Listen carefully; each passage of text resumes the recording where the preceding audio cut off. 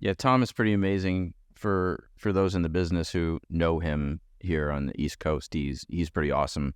I've worked with him before. Most of us have worked with him, either him performing or I first met him when he was performing, and then I worked for him as a coordinator once. I don't think I've worked with Tom yet, but I know he's basically been in every single New York TV or film, anything that's been made since 2000 before. I don't know. I mean, but like if you look at his IMDb, it's just like, oh, you've been in everything that's been everything. Yeah, and his brother Chris too. Yep. And Chris Place is also awesome. And actually, it's funny you bring up the storyboards, because we were talking earlier about how our job is to implement somebody else's vision, right? So, and the storyboards are so important. And as rank and file performers, not necessarily coordinators, we almost never see them. Yeah. Right. You'll show up and you're expected to do it. But one time in the last 10 years, I got storyboards sent to me with my call sheet, and that was on Equalizer, coordinated by Chris Place. And it was great to get the storyboard because I knew exactly what they were thinking was going to happen the next day. Yeah. You know? Yeah. This was actually the first time I'd ever really, aside from like a random second unit, you know, where you see the storyboards with the cars and what they want to see and the pieces. This is the first time I'd actually worked with storyboards with people. So it was kind of neat. Okay, like they want this real close-up of like her crazy hitting you with the bedpan, and it just gave us a better idea of when we're putting this together, okay, where does all this need to take place? How does this take place?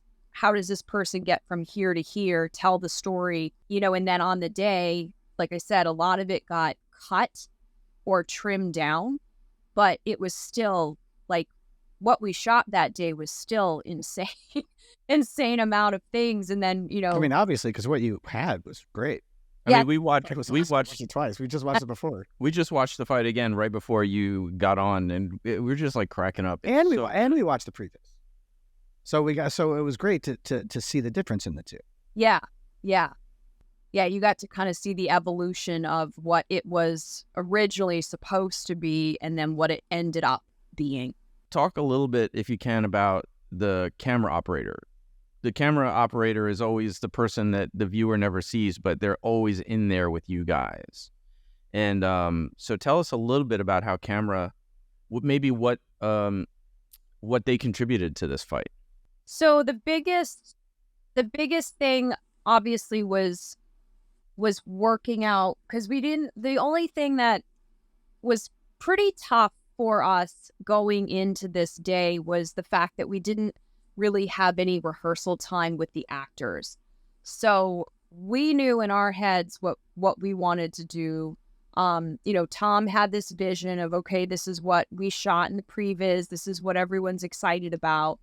And then, we just didn't have a chance to work it through with the actors. So it was literally each piece we were showing them and then having them jump in and work it out and then shooting it. So there was a lot of dancing around. There was some talk, the scene got changed because Natasha, who's also one of the executive producers on the show, just felt that, this particular piece didn't make sense. So that got changed. So a lot of things kind of got changed on the fly. Working with the actors and trying to now piece together this fight and these beats, and then explain to camera, okay, now this is the space you've got to deal with, and we're all kind of on top of each other on this set. And it was kind of a dance to figure out what angles were going to work and what was going to sell. And, now that they were in there, because obviously they don't have as much body awareness of their space. So yeah, that was a bit of a trick. Actually, with the body awareness and the space part, normally when you shoot in a scene like that, there's a guy that would be behind the camera, kind of, that is his body and his eyes and his awareness, and he's giving him taps and signals on when to move and where to move sometimes in just difficult scenes. Just in case any of you guys are wondering how a camera guy can have his face inside of a camera and move around set, they'll usually have someone that they trust that's moving them around, that's making sure that they don't step on things and kind of guiding them around.